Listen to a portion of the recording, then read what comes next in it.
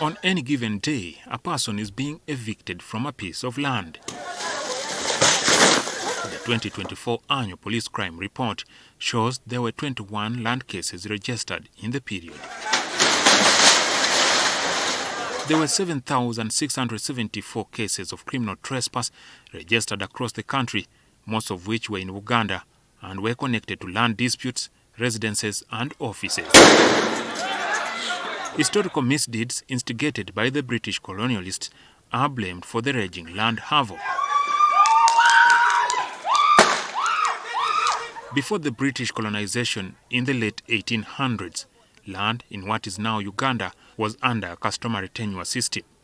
This means in places like Uganda, the land was under the control of the king, who managed it through the clan heads in the 18 counties. It is through this system that it got parceled out to families and communities. However, the land tenure system was altered for good following the signing of the March 1900 agreement between Britain and Uganda.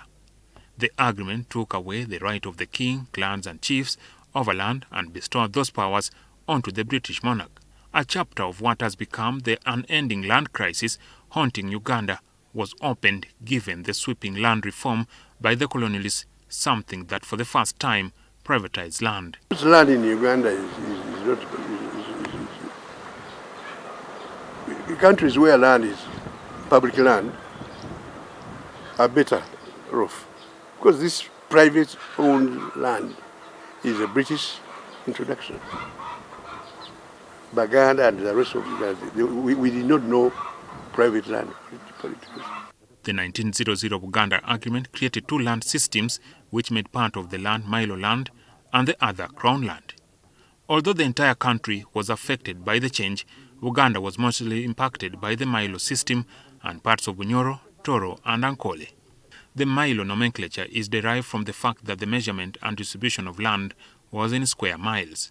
Kabaka, who was previously responsible for the 19,600 square miles of land that make up what is Buganda, now on the receiving end of the British land allocation system. One of the land systems created by the British is the Milo land. This was further subdivided into two, in one part the official Milo and the other the private Milo. Official Milo is the land the British allocated for institutional use by the Kabaka, amounting to 350 square miles under the 1919 Official Estates Act. The Katikiro and sub-county chiefs under the Kabaka also held official Milo for purposes of their offices and could not transfer them as personal property. The official Milo cannot be sold as it is meant to financially support the reigning and the future generation of kings. However, it can be leased, meaning that an occupant can only use it for 49 years, subject to renewal by the Buganda Land Board. The British also allocated land to individuals and institutions like the Catholic Church, and the Church of Uganda received 92 square miles under the 1908 Land Law and Registration of Titles Act. The young Kabaka Daudi Chwa was allocated land in his capacity as well as his mother, the regents and the sub-county chiefs, who now own freehold land, meaning in perpetuity. They determined the usage of land and had the right to sell it off. Each of the 1,000 chiefs received 8 square miles of land, altogether amounting to 8,000 square miles. Another category of the land system was the Crown land, administered on behalf of the public by the British monarch. It was composed of 9,000 square miles traversing wetlands, forests, hills and rivers where no Milo certificates were ever issued. My grandfather died believing he had land. He did not. The bulk of that land had been made crown land during colonial time. When we got independence, the whole of that crown land became public land vested in the Uganda Land Commission. Private Milo has been a notable source of land disputes based on its characteristics. Most of the private Milo land was inhabited, since the landlords prefer such areas with big populations because it guaranteed revenue collected from the ground rent paid by the tenants. The chunks of the land were located in different places, which rendered the collection of ground rent difficult and unprofitable. There was the issue of absentee landlords giving leverage to tenants to claim ownership. These factors combined have in one way or another fueled land conflicts, as unscrupulous persons have turned to grab land from the vulnerable at the barrel of the gun. Genuine landlords have too suffered at the hands of both the should-be tenants and fraudsters.